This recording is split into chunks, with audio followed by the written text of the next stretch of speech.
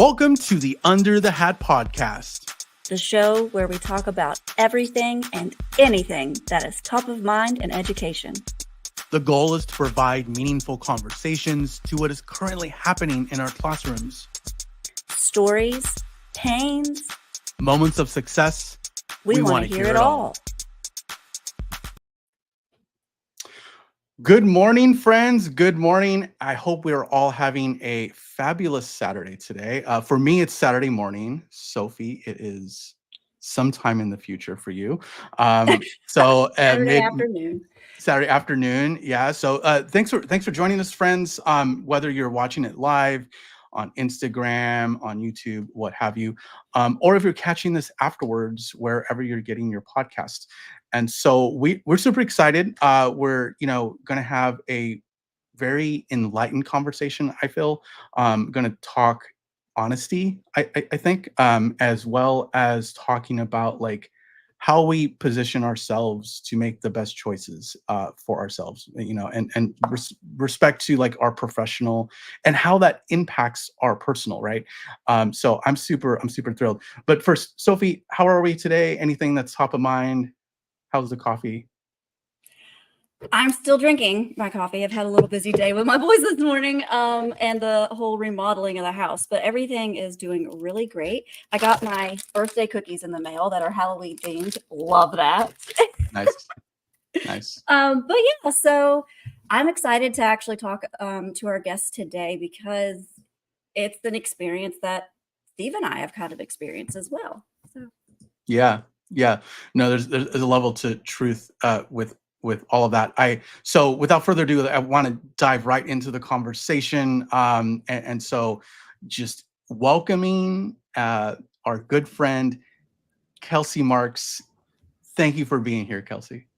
Thank you so much for having me. I'm really excited to be here and joining the conversation. There's a lot happening in education right now, and I 100% support what you guys are doing here in terms of fostering open and honest communication.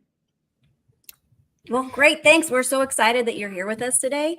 Kelsie Marks is the Director of Resume Services at educatedexit.com. That's a real website. You can go to and check it out, educatedexit.com. And Kelsie, before we actually dive into why you're here, why don't you talk to us a little bit about your education journey?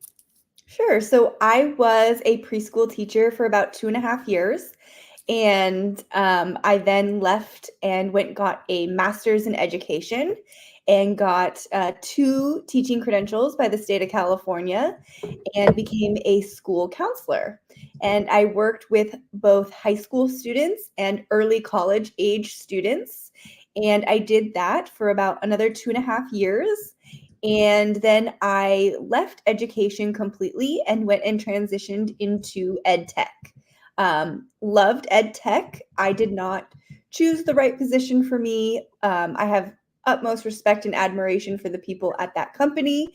I would never speak bad about them, but I did ultimately make a choice that was not right for me in my career path, which has led me here today working with Educated Exit, where I help educators leave the profession and make really solid choices about not only their future, but their long-term career growth.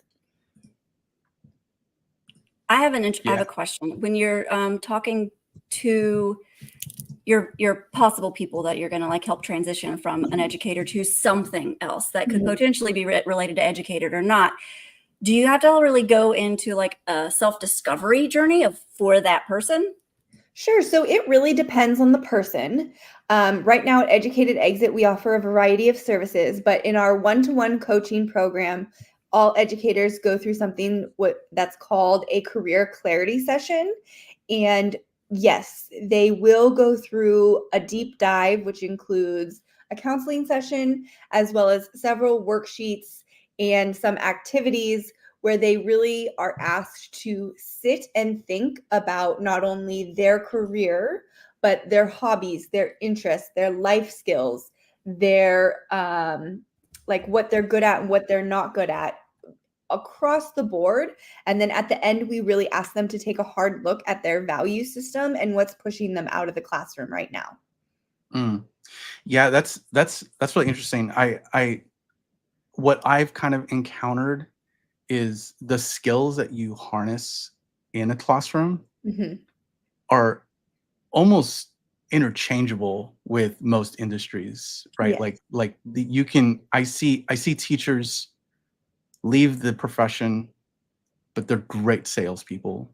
Yeah. They're great on a marketing team. They're great as, project managers, right? Or the Mhm. skill of project managing. And I think that is the one benefit of, maybe starting your professional life in the classroom. Yeah. So Cassie, I'm kind of curious, like, so do you agree with that? Like what have you seen in terms of like you mentioned what they're good at, what they're not good at. But what skills have you really almost like more consistently have seen Mhm. that are being applied to different places? Sure. So at Educated Exit, we've helped educators transition into 26 different career fields outside of education.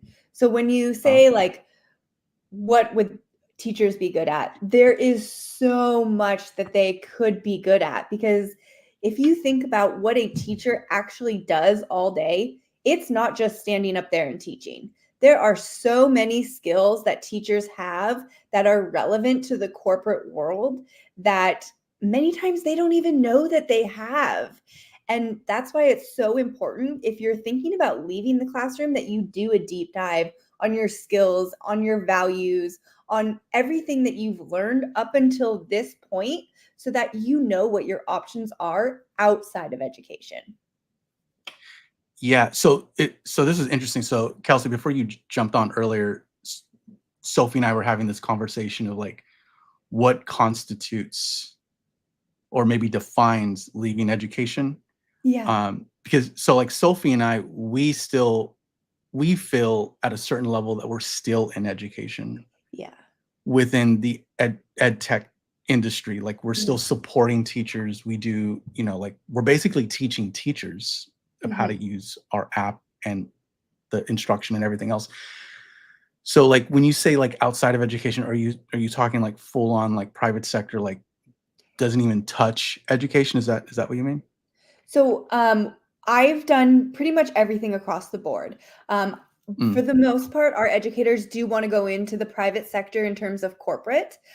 Many of them do fall under that kind of umbrella of working in ed tech. That's usually the very first thing that they think they want to do. Sometimes they continue to go that route. Sometimes they choose a different route after working with us. It really depends. But I've also had educators do different things. I've also had educators go into like public policy and government. I've had educators start businesses. I've had educators retrain for things like being an ultrasound tech.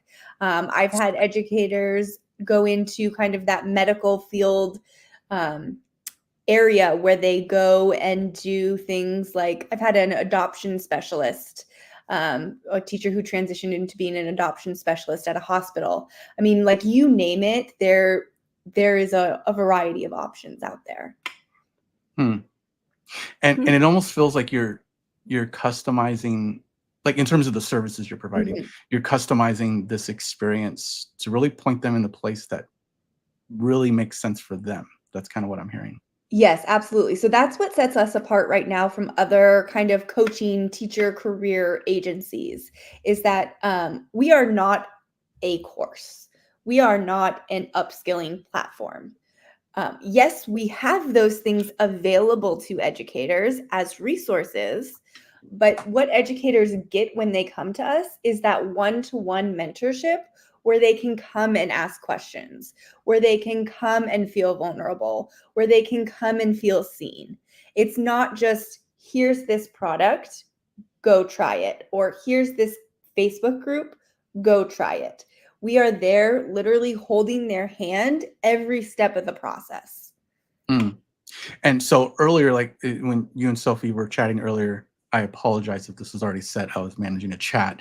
No How worries. how long has Educated Exit? How long has it been around? We've been around for about 2.5 years. Okay. So if my math checks out, which it often does not, um, that's very post like post the pandemic, right? Like that was Yes. around the time we were starting to enter back into the classrooms. Yes. It was Uh, also around the time where you see a lot of legislation being passed around like books in the classroom, teachers not being able to stock their own school libraries where books needed to be approved by governing boards. It's also around the time where laws were getting passed about teachers potentially carrying firearms in the classroom. And every time something along those lines happens, we see a huge spike in interest, which is very sad. yeah. And Yeah. so, yeah. And because that's like, because I was in the classroom when I was still teaching when we entered back into normal, if we can use that Yeah. term in this context. And it did feel like a heavy lift, Oh, like yeah. on top of the lift of teaching remotely in that way Mhm. and trying to do it successfully, right? But it was one of those things like entering back, it did feel like, okay, this life is now very different. Mhm. But yeah, Sophie, you were coaching I during was a that time? coach then. Yeah, during Yeah. COVID, I was a coach, and I literally just came back from maternity leave having my second kid. I came back in January. We left in March.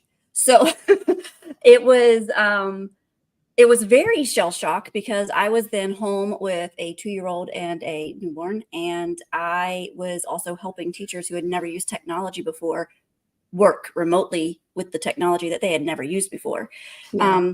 So that didn't go over very well, but I worked through everything. Thank God for my mother. I worked through everything. She came down because she was a teacher, so she was working remotely, so she was able to do her job from my house, and so it worked out really well. But yeah, it was really stressful, not just for the teachers teaching the students, but for everyone supporting the teachers to help them make sure that they have the tools that they need to be successful. But then I looking back right now, I realized that I actually learned a lot of skills that I apply now in my job in ed tech. So that's interesting to think about the things that you build while you're learning to be resilient. Those skills are skills that can be applied when you no longer have to be resilient. But yeah, going back in, even as a coach, it was different. I was like a helpline for parents when I'm supposed to be helping teachers. I was Yeah. now helping the parents be teachers at home, which was a whole other ballgame. Yeah. And can we also just like briefly touch on when you do, and maybe this is true, like if you were to leave the classroom maybe in a different position in a district, but like for me, it was also when I left the classroom, I was just like more of a present parent. Like Yes. So and actually, oh, sorry for no, interrupting. no, no, go ahead. I want to hear it. So actually, a lot of what we hear from educators is that when they leave education, things like their stress levels go down, their cholesterol, their blood pressure, they have better intimate relationships with their spouses. They feel more present with their own children. They are saving more, they're saving money, not just because they're working higher paying jobs, but they're not using their salary to reinvest into the classroom. There is so much positive, if I guess that's the best way to put it, so much positive that comes from leaving education that it is truly sad that so many people have to leave in order to get this type of life satisfaction back. Yeah. Yeah. And so this is the question I'm going to ask, like, we're not going to solve, right? This is like Yeah. kind of a big picture question. And so, Kelsie, what do you say to somebody who's like, cool, like the work that you're doing, like you're impacting lives of professionals that are going to just change everything about them, Mhm. probably. What would you say to the statement though of like, well, in the same time, we need these talented individuals in those classrooms, right? Because normally what I've seen, the ones that are really good at it are the ones that flock, right? And so I'm kind of curious what your take is on that. And I know it's not a problem that can be solved overnight, but it is a problem nonetheless. Yeah, absolutely. So if you follow me on any social media platform, you know that at least once a week, I get the comment that people like me are actually ruining the education system because I help teachers leave. And to that, I generally say the education system was going downhill long before I came in. Okay. If you're an educator or if you've worked in the system for any point in time, you know that things have been bad for a while, even before COVID. And in terms of teachers leaving, of course, we are always going to need really high quality public school educators, right? Most of us, I would say, can have learned to read and write and do math because high quality public school educators.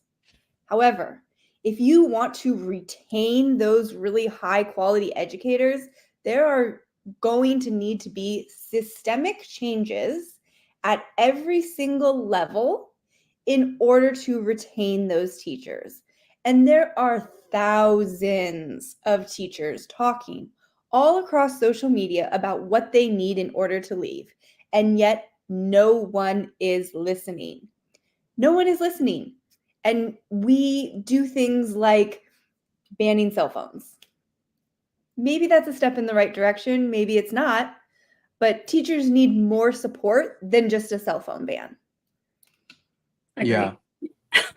Yeah. Yeah. Well, and it's also like this is what was common, like little lingo, I guess, when we returned back after the pandemic. But it's like for many teachers, it's like, oh, it's just another thing on the plate, right? And to me, that's a big part of it. And but you know, because that happens more at the district or school site levels, right? But it all snowballs from like, you know, top bottom of like kind of Kelsie, like you're talking earlier about, you know, just the legislative piece and what that looks like.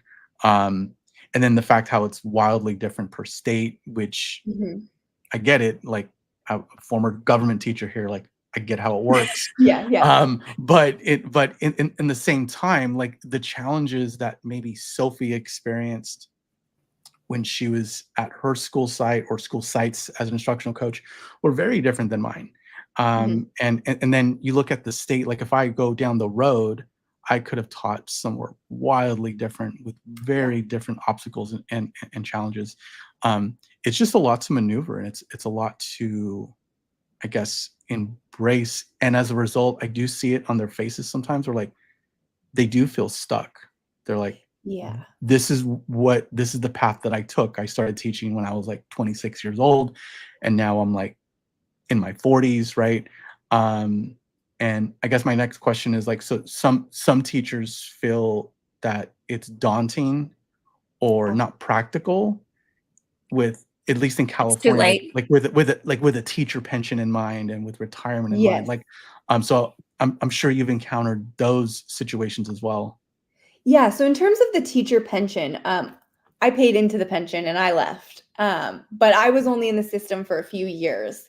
But what I tell people is like, if you're nowhere close to retirement and you're not there in like 3 years, then what is the cost of staying? And that's what you need to look at it as. Like, you might have entered the system at 26 and now you're 46, but you're still probably like 20-ish years away from retirement. And so, yes, you have a lot invested into the pension system, but think about how much money you could be making and keeping it more in your pocket because you're not investing in the classroom if you went and got a higher paying job with a 401k match. Because most people that I speak with who want to leave education don't know what a 401k match is. And they're only focused on their pension or their current retirement system in the school system. Yeah. Yeah.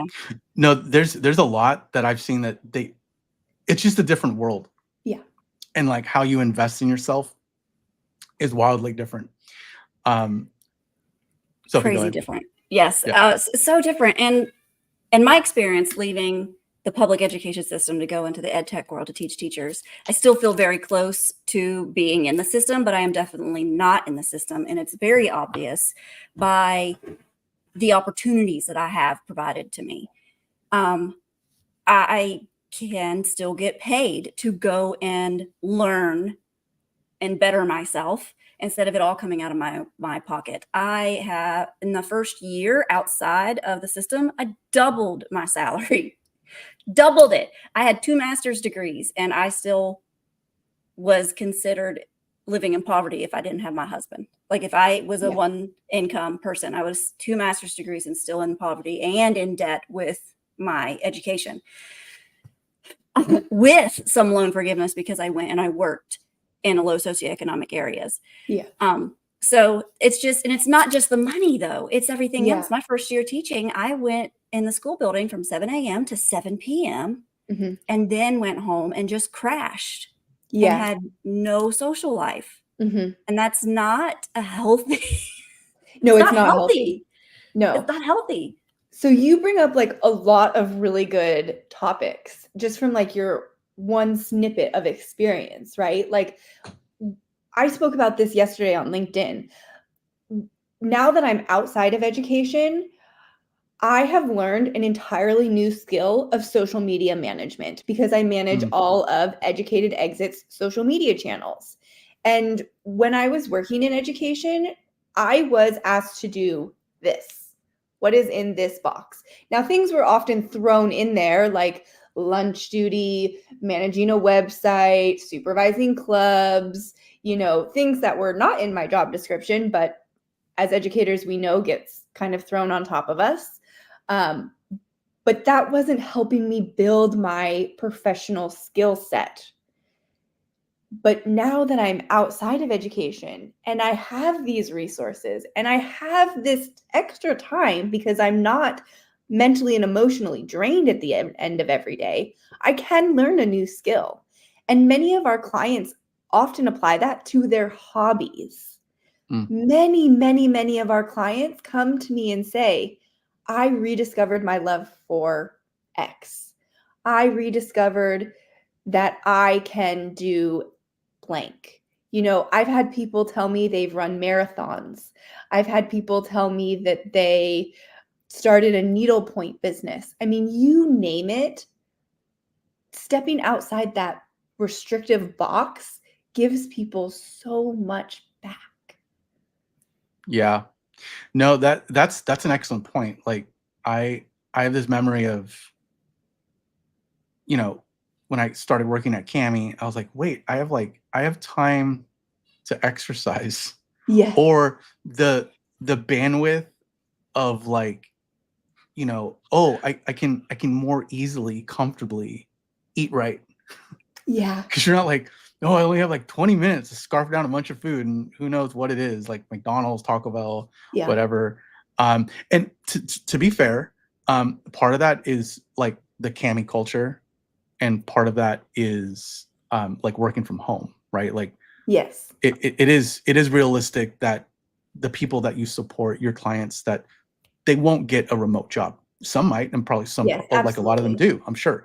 But if you're not working from home, like that's still, I don't want to say like you have to work from home to have like this cushy or this better life. I'm not saying that, but I do think, and I talked about this, Kelsie. I'm sure you're friends or at least aware of the Teacher Shift podcast. Oh yes, I've appeared on that podcast many times. They are wonderful. They're phenomenal, and they've been on this show, and so whether it was them on my show or when I was on theirs, because I've been on theirs as well, we kind of had this conversation of just like, it's important if you were to shift or exit, make it the right place and make it the right fit, right? And hopefully that happens the first round. And if it doesn't, cool, like life's not over kind of thing. Try again. Yeah, but yeah, try again. But like to me, that's such an important piece of like being somewhere where like those values align with yours, and then Yes. you can get a lot more back in terms of that quality of life. Yeah, and that's actually something that we speak to our clients about a lot is aligning your value system to the place you work's value system. Because Mhm. oftentimes when I speak with educators, they say, I will take the first job I'm offered. And Because they're desperate. yes, that's Yeah. a lot. Yeah, that is desperation. But a lot of times I will say to that, but what if it's not the right fit for you? And many times they say, I don't care. But many times they also say, I would rather figure it out somewhere else than stay here. Mm. That's And also, I so, just had a brain, yeah, whatever it is. That's the mentality of getting in to an education position. You yes, get the first one that you can just to get your foot in the door. it And is. then Yeah. maybe 3 to 5 years from now, you'll get the job that you really want, that you'll stay in and retire in. But even, Mhm. and that's what happened to me 3 times. I thought I had made the position. This is it. This is where I'm going to go and I'm going to stay here forever. It's wonderful. And I'm going to retire from this position. And for whatever reason, budget cuts, lack of student population, my position had been cut, changed, transferred at least 3 times. So Mhm. there's just like there's no security in the position that you're getting, and you're just getting a job the first time just to get your foot in the door. And it might not Yep. be the position that's best for you, which is sad, because then that means you're not going to be the best teacher that you can be for those students that you have. Absolutely. And that the same goes for working in corporate. Like I tell people all the time, I took the first job that I accept or that I was offered outside of education, and it wasn't for me. And I have no ill will towards the people I work with. I have no ill will towards that company. But after a few months, I realized this is probably not for me, and I probably should have figured that out a little sooner. And people really resonate with that. Like people are say to me like, did that really happen? And I'm like, yes, that actually happened. Like I speak about this publicly all the time. And that's why you don't necessarily want to take the first job that you are offered. And this idea that it only takes one yes to leave education. Well, that's true. It only takes one job offer to leave, but you need to make sure that that one job offer is meeting your needs and value system so that you are setting yourself up for long-term happiness and long-term career growth. Yeah. Yeah.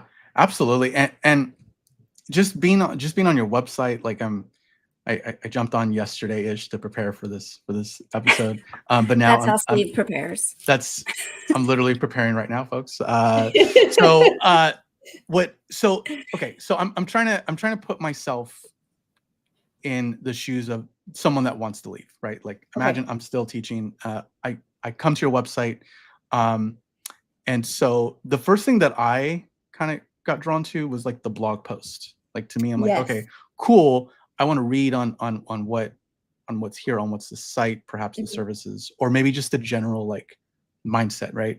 Mhm. I love like how you all have built this out, like Thank in you. terms of the topics, right? So if this is like your first time jumping on, like where do you start? Like you can obviously like they can contact, you know, uh, you or any someone else on the team. I'm sure, but for their own curiosity, like where do they go? Where do you recommend that they go first when they jump on your site? So on our site, we have over 30 free resources. And so if you just want to understand more or get some information, like that is a great place to start. We have blog posts and we publish our newsletter every week also. Mm, We also, when you fill out the form, you can subscribe to the newsletter. And every week we send out free information via newsletter. And you get it every Sunday in your inbox. So like if you're just at that exploratory phase where you think, I might want to think about leaving, or I know that this might not be for me long term. just exploring your options and exploring what resources are out there is a great first step. Yeah. And so speaking of just building this as we're flying here, I'm gonna go ahead and so here's the website. And for those that are listening not live, like if you're just like in your car or going to work, I don't know. This is what the website looks like. But if you want to see it and you're in your car or something, like just catch us on the YouTubes. But yeah, kind of like it's a good site. I love that like you have your area for the services themselves, connecting what your team does. But yeah, the Sunday shift newsletter, I would imagine is quite helpful for anyone jumping on. Yeah, it's like I said, it's completely free when you sign up for it. It's through our newsletter, and it comes directly to their inbox every week. And then generally, we run kind of promotionals through there as well. So we just launched our second cohort of our course, the Exit Plan, and that was exclusively for anyone on our newsletter. So people on the newsletter got access to that course at a discounted price. Very cool. Yeah. And so is the course ran maybe like quarterly? Is that something that, or is that like almost like ongoing? I don't decide when our course goes on sale. That is something that our stakeholders decide based on educator need and interest. But what I can say is last cohort we ran, we had 16,000 people sign up as interested to participate. Wow. Yeah. Wow. Such a and I'm like indifferent, right? Because it's like there's obviously such a need. Yeah. But there's also some sadness, I feel. Oh, absolutely, That there absolutely. is a need. And when I meet with educators, I tell people like it's okay to grieve. Like I grieved for a long time. And even to this day, like even this morning, I was thinking about one of my students who, like, I wonder if he ever did X, Y, or Z. And I would personally never go try find that student for a variety of reasons. But like you will always sort of think about your students, and taking time to grieve is very normal. We all do it. But yeah, I mean, there's definitely a level of kind of one foot in, one foot out, right? Like you want to see public schools do really well and you want to see teachers flourish, but the reality is that's not happening. And there's no positive change in sight right now. Yeah. And Sophie knows this about me, but like I'm still grieving, even though it's like it's been like 2.5 years or whatever it's been. Because I was in a situation where like I didn't plan on leaving. Yeah. And I was in a really good spot, like a good place. Like I love my colleagues. I was doing some what I felt like innovative things with kids. But even with all of that, I was like, wait, this is just a better fit. This is just a better thing, right? And I do feel like quite lucky that I do get to still teach like part-time. So I still get to do those things. And that brings me to a very important point where like sometimes people are like, well, I love teaching though. Like being a teacher is who I am. It's a part of their identity. Yeah. But I would argue that like, or maybe not argue, but I would say like sometimes, you know, depending on where you go, where you exit, you'll still have the bandwidth to go and still teach and be in front of humans and still impact their lives. Sophie jokes like, Steve, you wear like 5 different hats because you have like 5 different jobs. But it brings me happiness like when I get to go teach a night class like once a week. Yeah. So the idea of teacher identity is something that we actually talk a lot about in our program, because I work with a lot of female educators. Teaching is obviously a female dominant field, but a a lot of the things that come up when we talk about teacher identity are things like the way we dress, the way we speak, the way we hold ourselves out in public. And I've had female educators tell me they had to get rid of their clothes. They couldn't do it anymore. They could not suppress who they actually were because so much of teaching in a way is acting. You Oh my are gosh. there almost performatively while you teach. Yeah, I've even been told while teaching that no matter the day that you're having, you perform in front of your Yeah. students. You fake it and mask and Yeah. perform in front of your students. And I have seen this happen. I watch, looking back on me now, like the me that started teaching didn't look like this. Yeah. The me that started teaching did not look like this. My hair is completely different. My makeup is completely different. My clothes that I choose to wear are completely different. I behave differently in public. Like I am able to say things that I wasn't allowed to even say when I was a teacher. And stepping out of the classroom itself to become a coach helped some. That's when I started cutting my hair like this, when I was not in front of students and I was teaching teachers in the district. I felt like that was an okay move to cut my hair the way it is now, that I would never have done if I was still in the classroom because of all of the outside perspectives and influences on me. That it's just wow. But yeah, I know I'm a completely different person now. And I've seen that happen with a couple of our coworkers, Steve, where they have a completely different wardrobe now. They have completely different interests that they do and hang out with people and do different things because they are allowed to now that they're not in education, which Yeah. is really controlling. I didn't think so much about it until I have stacks of pants that I'm never going to wear again. I honestly just need to get rid of them. I don't wear ties anymore. Yeah. You know, like I mean every once in a while I will, like for like a fancy thing, but like I'm not. Yeah, so perhaps that's like that hits deeper like for our female teachers Yes, than absolutely. it For does sure, and for and real. I'm comfortable saying that, right? Like I think yeah, for sure that's a thing. But then talking with educators in my area, just like friends of mine, like Yeah. they kind of touch on what you two are talking about, where like, Yeah. oh, I can't go to dinner around my school, or like I have to leave town, or like, you know, because dinner for some people involves a glass of wine, and then Yep. you have that parent that's like gives you that look of just like, you know, I'm an adult, right? Like you know, like Reports you to and the board, Yeah. So when calls I the board office. when I became a school counselor, I was 24 years old and I was living in a college town. And I was living with my husband. We weren't married at the time. And like every Friday night he wanted to go out. And I was like, I can't. I'm terrified.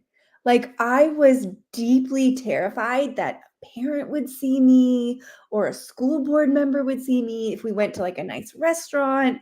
Like I did not want to be seen with a glass of alcohol. Even though I was 24 years old, I was licensed, I had a master's degree, I had earned my position. I was just terrified. yeah. I've had friends who are still in education pick the district that they work in to be specifically not where they live Yeah. so that they can go to the grocery store without worrying about it. And that's just something that unless you are in the system, you just don't think about. It's just not something that you realize that that's a thing. Yeah. Your social Absolutely. media is monitored. The things that you post and say are regulated. The things that you're allowed to say while you're at work, even if you're not in front of students, is regulated. And that's something that they just don't, unless you're in it, you just don't get it. Yeah, I actually had a administrator tell my team one time that you give up certain rights to be a teacher. Like As a Wow. woman, I've already been fighting for a lot of rights, and I'm not going to give up anymore. Yeah. No, but and then the whole like, oh, you chose education, so you're going to be okay getting that pay. Mm-hmm. And there's a lot of teachers, and I follow some teachers all over the country on TikTok, and there's this one from Mississippi in particular that's like, no, I didn't realize when I went into education that I wouldn't be able to survive on my own, that I would depend on another person's salary. Mm-hmm. And that's just like, people just don't realize it's not educated out there. But, and everyone thinks, oh, I went to kindergarten, I could be a kindergarten teacher. I know what they do. No, you don't. Oh, I have a kindergartner. I know what a kindergarten teacher does. No, you don't. It's wild. And like I didn't really see that side of it until I got to Cami and started training these friends. I mean, like, man, like elementary teachers, I'll say it, they're working way harder than I ever did teaching teaching high school. Like I taught seniors. It was, that's cushy, right? In the education space. So like that's how it's viewed by some. And he taught like advanced seniors. So that is like extra cushy. Like so Kelsie, it was an AP. So to be absolutely fair, but it was I taught in a California pathway. Oh, okay. So they were a California partnership pathway. So it was an academy that was like a school within a school. Oh, yeah. And the reason why it felt advanced is because they're all cohorted and we're able to they all had the same cohort of teachers too. Oh, yeah. So what we were able to accomplish there was a lot. was cool. It was cool. So, but then the kids all knew each other really well. They knew us really well. So, I just want to clarify that I did not teach AP. But like just seeing like how they navigate, and now having my daughter go through these early years, I'm like, dang, that's it's a level of talent that I think a lot of the population or communities are not even aware of. Like, yeah. I mean, you bring up a really good point. Like, I'll say anytime I post a video on social media talking about what teachers actually do, and I talked about this on LinkedIn this week too, is like, just this week I had someone comment on a video and say, teachers don't understand how hard working in the private sector actually is. And I let them know that they were probably very wrong. And to that, this person responded, how hard is it to ask a student to open up a Chromebook? Actually, really hard. Like, well, it depends. It depends. Really, and if you're a younger elementary teacher, it's really hard. They don't know how to even do that. You literally are teaching them everything. You're teaching them how to human. I taught middle school. I'm certified to teach elementary school, but I never touched it with a 10-foot pole. That was like how I had to get my middle school, was to also attach it to an elementary school degree. And I did everything in my power with all my transitions and transfers to not teach elementary school, because I didn't want to wipe noses and teach them how to wipe noses. I didn't want to have to worry about why those shoestrings were wet. I didn't want to have to worry about any of that stuff.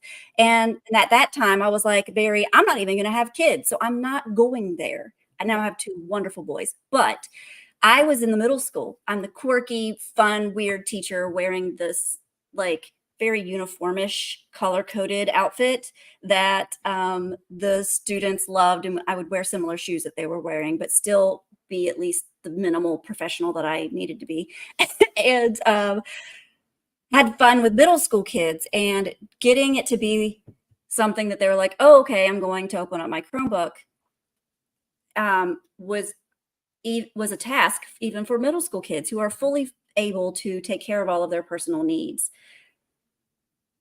And it's just all of especially when they start getting their own brains to think that they can say no. Yes. Which is usually 7th grade, end of 6th grade, 7th grade, when they can actually be like, nah, I don't feel like doing that today. You gotta open up a Chromebook. I'm sorry. No, there was a lot. No. I mean, I work for an ed tech company. You can do literally anything with our tool in education, but like you got to do it purposefully. The student isn't going to learn unless you're doing things purposefully and instructional and design. And there's just so much behind it. Sorry, I'm going to get all off my soapbox now. Well, and so because the other layer with all that too, like we are coming up on we're about 15 more Oh minutes. yeah. But like the other part of that too is like I think the population feels like, oh yeah, you're just telling kids what to do and blah blah blah, like you give them a test or whatever. The other layer to that is like what teachers are also, the fact that they're also battling parents sometimes, where it's like what's going on at home, and then the teacher themselves can feel powerless Absolutely. when the support isn't there on a wide range of issues or things. And so that's a struggle, right? Mhm. And that's a layer of stress that I don't think is on their pulse in terms of what they see teachers do versus what they could be doing in the private sector. Yeah, I mean, even with just my presence on LinkedIn, like I've posted things about like the teacher iceberg, right? Like you as the general public see up here, but teachers are doing so much down here, right? Like they are coordinating drills, they are coordinating standardized testing, they are communicating with parents, they are communicating oftentimes with district personnel and ed tech representatives. There is so much on a teacher's plate that most people don't know when they make these types of comments. Well, they're even event planners because they're planning the dances, they're planning the Yes. field trips, they're planning and organizing the transportation. And I tried to do a field trip once as a teacher and I quit because there was too many things that I had to coordinate on top of being the teacher. And I was like, sorry guys, we're just not gonna go. Like Yeah. can't do it by myself. Yeah. And the committees.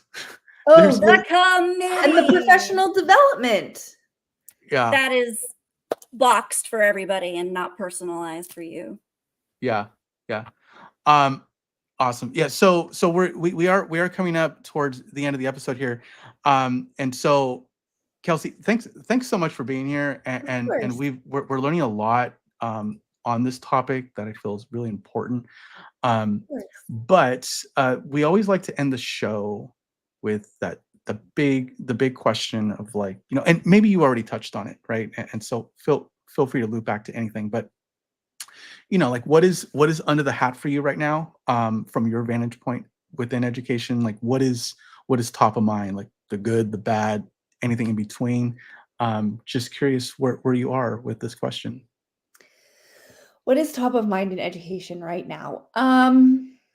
Gosh, I hear some really horrific horror stories from male and female educators based on the treatment that they receive while working at school sites.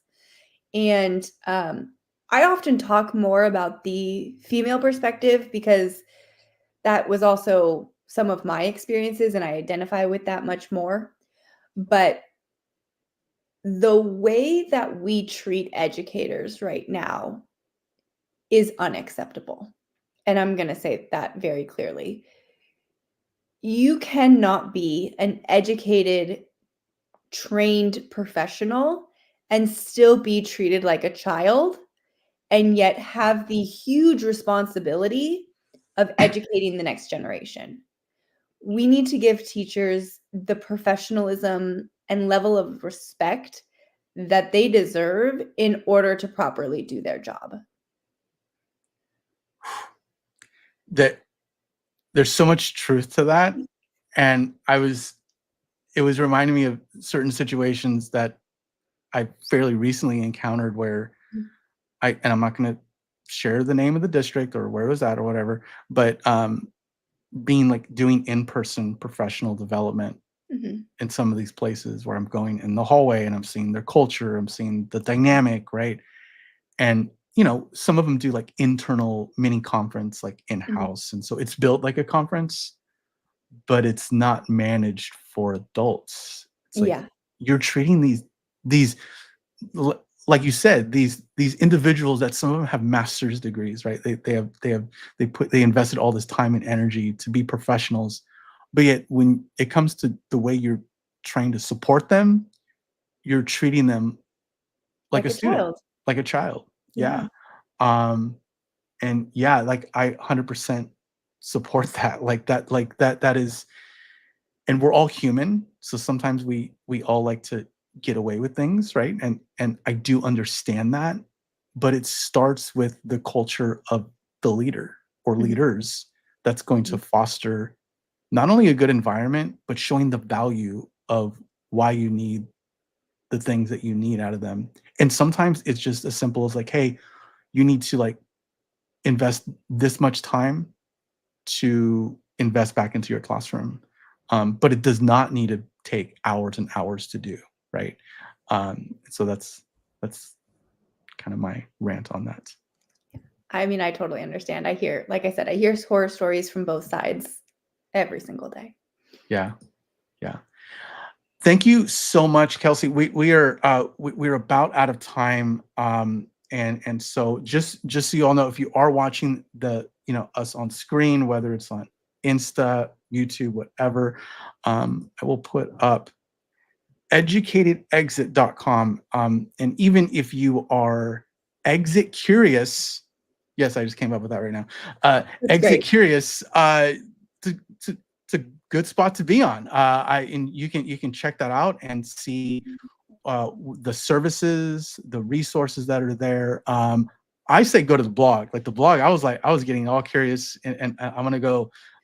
Sophie knows I love to read, so I'm gonna be reading a little bit later, just my own curiosity on what you all I have. personally love the letter to the teacher. That was like, Oh, thank you. that was go read that.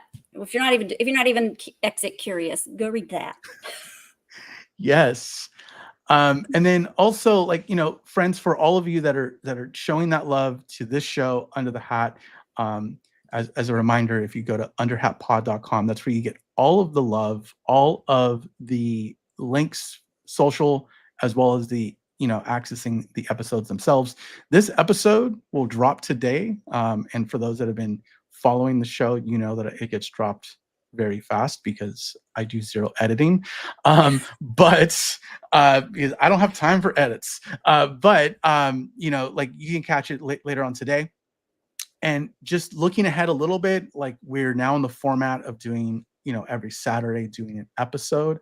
Know that October 5th, we are not doing an episode because Sophie didn't want to do it. No, I'm just kidding. So I'm out at, if you're in California, I'm out at Fall Q.